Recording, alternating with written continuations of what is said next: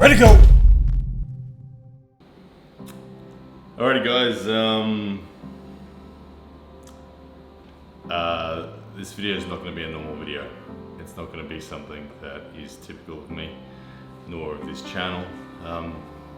But I find myself in a situation in life that I've never been in before, and that it's, I feel very alone through it. And you guys on YouTube, and in particular in the arm wrestling world, believe it or not, you guys helped me massively through this. So I wanted to share with you guys the truth of what's going on with me, and just let you guys know what it's like. So I think about a week ago I let you guys know that my wife and I had decided to separate. It's been crazy. When I say it's been crazy, it's been crazy. The emotions of going through something like this, I don't think I could prepare for it. We have two kids, as you guys know, Eliza and Bradley. So that makes it really interesting. Straight away, when we agreed to separate last year, we always wanted to do it in such a way that was going to protect the kids. First and foremost, we're both, I believe we're both really amazing people in terms of how much we love our kids, and I believe we've got the kids lead the priority list when it comes to both of us, and we want to do what's right by them, but despite that, it's still pretty tricky. I'm only going to talk from my perspective, obviously, out of respect to my wife. We're still technically married. In Australia, you can't be divorced until 12 months of separation, and we made the decision late October, and it became official in the first week of November of last year, which was what it was. Since then, a lot has happened, but in this last week, as you can see, guys, I'm now sitting in my living room of my new place, which is just me, and it's very different. It's I'm going to be honest with you. Yesterday was the hardest day in my life so far when it comes to dealing with emotions. Yesterday, I was pretty much ready to call it quits. It's not something that I find. I don't like saying it. I've always been someone, when it comes to mental health, to really just attempt to be robust and fine through no matter what. And yesterday it all caught up to me, and for the first time ever in my life, the consequences of the thought of suicide were numb to me. Any inkling of suicide ever coming up in my life previously was always quickly dashed by just the responsibility I have in life to kids, to parents, just to people around me that depend on me in some way, shape or form, or that appreciate me being in their lives. I always felt that it was never something that would ever enter my mind. But yesterday, all those things that usually protect me became numb. And yesterday I was ready to.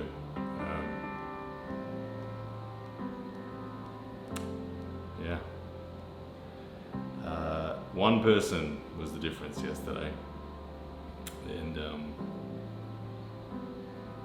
you might have picked up on it from the Instagram post I made this morning, but that one person was Marlon Kleinsmith from Sweden. I don't know why I chose to message Marlon I guess I feel safe with Marlon. I didn't want to message family. I didn't want to message any friends here in Australia. I felt like I would have been judged by them. I felt like people would have maybe freaked out, and I didn't want people to freak out. My brain obviously was in a bit of a crazy place, but for me, I don't like the idea, to me, just personally within myself, I don't know what it's like for other people who've been through this, but personally within myself, I really don't like the idea of telling someone that I'm suicidal. That to me feels like weakness, and I never wanted to do it. I never wanted to be that person. I always felt like just bringing that up, saying that you're at that point, is a real sign of weakness. And I always thought, honestly, and this is a terrible thought, but I always thought you either don't say anything about it and get over it, or you do it. And I'm glad I didn't adhere to that, because today's a different day and I feel very differently. But Marlon Klein-Smith was the difference for me last night. I was ready, and I sent a text message to Marlon just saying, I need your help. And Marlon somehow knew that something was wrong and picked up on it super quick. And just the barrage of communication, of messages that I had from her, and the willingness to get on the phone and talk to me, it changed things. And I didn't know what effect Marlon was going to have on me when she did start communicating with me. I didn't know, but honestly, I felt like I wasn't being disregarded. The emotions leading up to me wanting to basically end it all was that I felt like I was just being erased from significance and from my previous chapter of life. I felt like it was just being removed entirely. It made me feel really worthless, made me feel completely unloved. It made me feel like my existence no longer mattered. And Marlon changed that somehow, just by being herself and being so amazing. When Marlon started messaging me and had worked it out, the tears that were rolling down my face, honestly. And I didn't anticipate this. I didn't know it was going to happen, but the tears that were rolling down my face were immense, and it was because I felt like she cared, and I felt like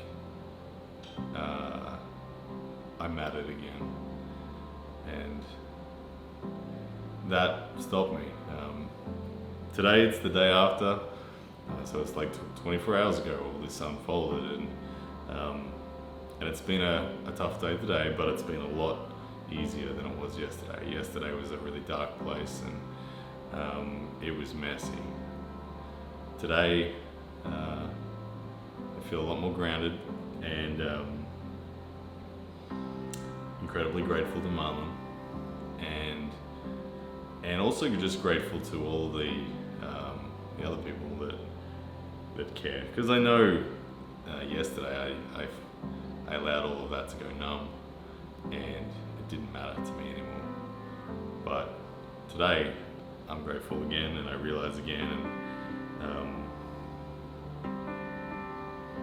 yeah, this for me is a pretty revealing message.